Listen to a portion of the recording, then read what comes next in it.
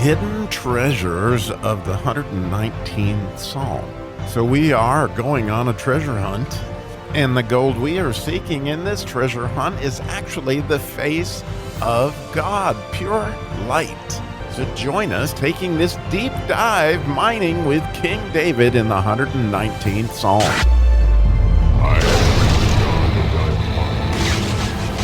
On today's Hidden Treasures, it's really about hidden treasure. As we reach the 8th verse in the bet section of the 119th Psalm, as we talked about in the opening, clear back in episode 1, that the 8 is a significant number, and that for 7 days we do the very best we can, and the 8th day God kind of pushes us over the finish line. He kind of holds us up so that we can make a dunk shot. And once again, King David finishes with what appears to be his most difficult task, which has to do with the statutes, which are those hazak, the high, hard laws that he struggled with even in the situation with Uzzah when he touched the ark and God killed him. So here we're going to finish the finish line, or go across the finish line with this verse.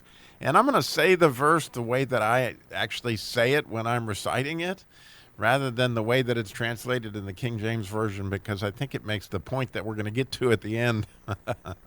When you see it has the same words in it, but they're put in a little bit different order. So the way I say that is, I will delight in your statutes, and your word I will never forget. So that is to say,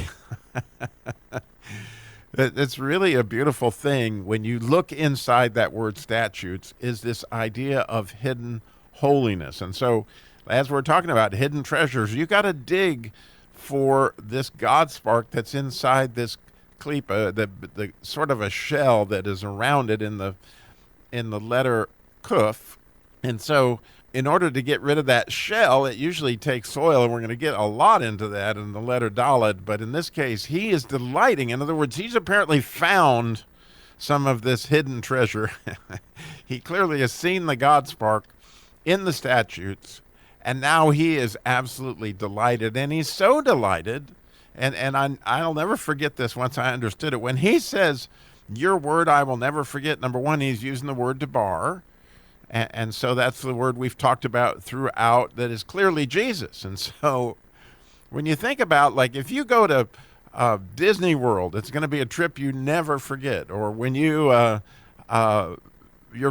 first child was born, how that would be something that you would never forget. Well, here King David is making this explanation, and I'm sure, well, I hope that at some point in time you have had a discovery in God's word that you will never forget. Well, that's what King David is saying here is, Lord, you have given me this. You pushed me over the finish line in building my house. And in building my house, not only did I do your word, but I have it in me in such a way that it has made such an impression that I will never forget it. And so I would challenge you today. Like, what is there in God's word, in the way that you build your house in your heart, as we are finishing up this bet section, that kind of takes you over the finish line and go, okay, is that understanding maybe the insights of grace, or maybe it's understanding the insights of the empty tomb or the stone that was rolled away. There's so many amazing things that are in God's word that are somewhat hidden, but when you see them, you're just never going to forget them, right? So when you see them, you're obviously going to delight, as King David is here in this 8th verse, as he takes us across the finish line. He says, I will delight in your statutes, and your word I will never forget. And I'm never going to forget this particular verse because it is so delightful in so many ways, and I pray that you have experienced that with me.